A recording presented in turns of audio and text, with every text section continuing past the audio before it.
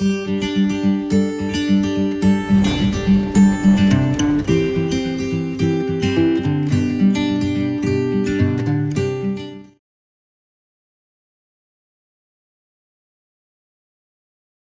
Friends, मैं doctor Kajal Mangokiya, practising senior gynaecologist, obstetrician and IVF specialist from Orchid hospital and IVF centre सूरत।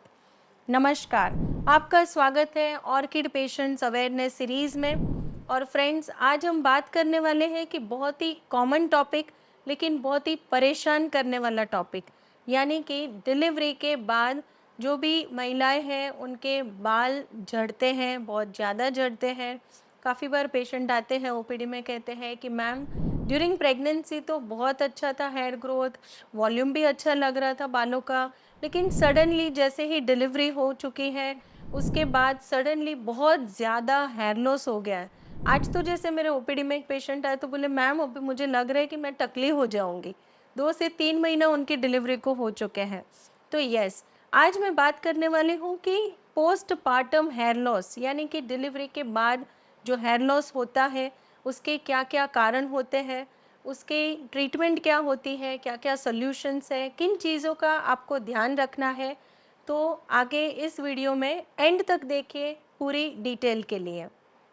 तो पहले हम समझते हैं कि डिलीवरी के बाद जो हेयर लॉस होता है उसके क्या क्या रीजंस होते हैं। Foremost first and important reason है कि हार्मोनल चेंजेस। जैसे ड्यूरिंग प्रेगनेंसी महिला जो होती है उसके शरीर में ईस्ट्रोजन नाम के जो हार्मोन्स होते हैं उसकी मात्रा ज़्यादा होती है, इसके साथ साथ प्रोजेस्टेरोन हार्मोन भी रहते हैं। सडनली जो ईस्ट्रोजन लेवल हाई रहता है, मेंटेन रहता है, जो हार्मोन है जिसकी वजह से आपके जो हेयर ग्रोथ वाला जो फेज़ है, नॉर्मली यदि हम देखने जाए तो 85 टू 90% ऑफ द हेयर्स जो होते हैं वह एनाजिन फेज़, यानी कि जो ग्रोथ का फेज़ होता है उसमें होते हैं। 10 to 15% जो हेयर्स होते हैं वह टीलोजिन फेज़ यानी कि हेयर लॉस वाले फेज़ में होते हैं। तो जब भी आपके ईस्ट्रोजन का लेवल इतना हाई होता है तो आपके मेजॉरिटी जो हेयर्स होते हैं वो एनाजिन फेज़ में होते हैं, यानी ग्रोथ वाले फेज़ में होते हैं। इसी वजह से आपको हेयर लॉस जब भी आप प्रेग्नेंट है वह समय पे नहीं दिखता है और आपके हेयर जो है वह शाइनी वॉल्यूमिनस लगते हैं। इसके साथ साथ आपको आयरन टैबलेट्स वगैरह, कैल्शियम टैबलेट्स वगैरह चल रहे होते हैं। आप रेगुलरली अपना जो फूड इनटेक है वो अच्छे से ले रहे हो, हाई प्रोटीन डाइट या तो आपको प्रोटीन सप्लीमेंट्स वगैरह दिया जाता है। तो इन सब कारण की वजह से आपका जो हेयर ग्रोथ है वो मेंटेन रहता है during pregnancy. Suddenly after delivery आपके बॉडी में जो हॉर्मोन्स के लेवल हैं वो सडनली ड्रॉप करते हैं। सो मेनली आपके जो ईस्ट्रोजन हार्मोन सडनली कम होने लगते हैं और उसकी वजह से यह हेयर लॉस आपको दिखाई देता है। दूसरा जो कारण है कि जो न्यूली अभी मदर्स बने हैं, बच्चा छोटा है, तो जो माँ है उनकी नींद अच्छे से कंप्लीट नहीं हो रही है, या तो उनका जो खाना पीना है उनको रेस्ट मिलना चाहिए। प्लस काफ़ी बार हम साइकोलॉजिकल चेंजेस भी देखते हैं कि उनको बहुत एंग्जाइटी होती है, फियर होता है कि ये बच्चे को मैं कैसे संभालूंगी। इसके साथ साथ ब्रेस्ट फीडिंग के लिए उनको टाइम देना होता है, तो खुद के लिए इतना उनको समय रेस्ट के लिए नहीं मिल पाता है। जैसे दूसरे रीज़न्स होते हैं कि माँ का जो पोषण वगैरह है, खाना पीना है, वह भी अच्छे से होना बहुत ही ज़रूरी होता है। अभी हमने समझ लिया कि किन किन वजह से यह हेयर लॉस होता है। तो काफ़ी क्वेश्चन आते हैं कि मैम ये जो हेयर लॉस होता है वो परमानेंट होता है।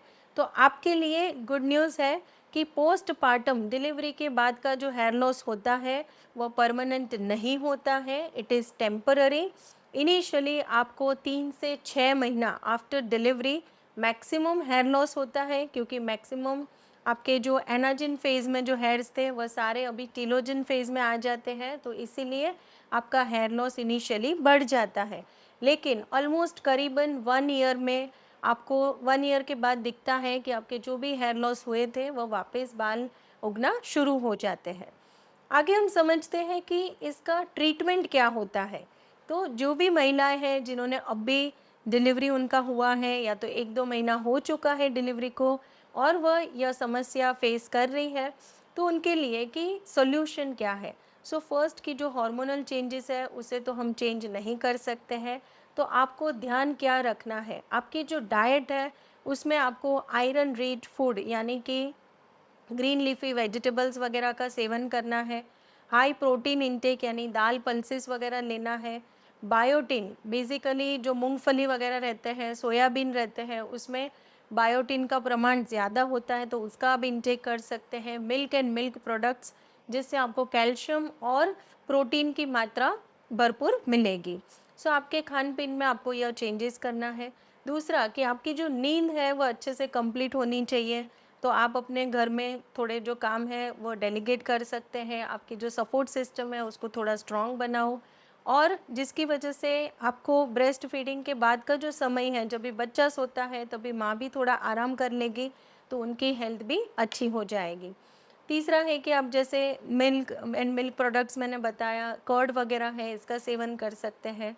आप जो शैम्पू वगैरह यूज़ कर रहे हो तो उसमें भी आप माइल्ड शैम्पू का इस्तेमाल करें, और ज़्यादा कोई ट्रीटमेंट वगैरह या तो केमिकल्स वाले जो ट्रीटमेंट होते हैं वो आप इस समय में अवॉइड कीजिए।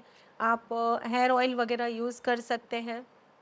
और ध्यान रखना है कि जैसे आपकी यह जो मदरहुड की जर्नी है, 9 महीने में आपने अपना ध्यान रखा है ताकि आपका तंदुरुस्त बेबी आए, तो यह जो समय है इसमें भी आपको यह ध्यान रखना है कि आपकी हेल्थ, आपकी नींद, आपका खाना, और इन केस रिक्वायर्ड तो आप आयरन सप्लीमेंट्स ले सकते हैं, बायोटिन सप्लीमेंट ले सकते हैं, ओमेगा सप्लीमेंट्स ले सकते हैं।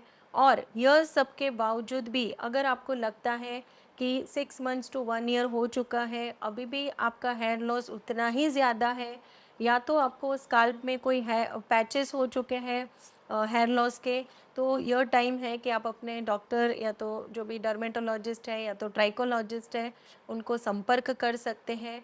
और ध्यान रखिए कि अल्टीमेटली ट्रीटमेंट जो है कि आपकी जो लाइफस्टाइल है उसी में थोड़े बहुत आपको चेंजेस करने हैं। इवन हाइड्रेशन यानी कि पानी का इंटेक भी आप अच्छे से लें, सिट्रस फ्रूट्स वगैरह का सेवन कर सकते हैं ताकि आपके ये जो हेयर लॉस हुए हैं वह जल्दी वापस आ जाए। तो फ्रेंड्स, यदि आपको यह वीडियो यूज़फुल लगा है, मददगार लगा है, तो अपने जो भी नियर डियर फ्रेंड्स हैं उनको भी शेयर कीजिए, हमारी चैनल को सब्सक्राइब कीजिए, या वीडियो को लाइक कीजिए, और your parenthood journey starts with orchid. Thank you.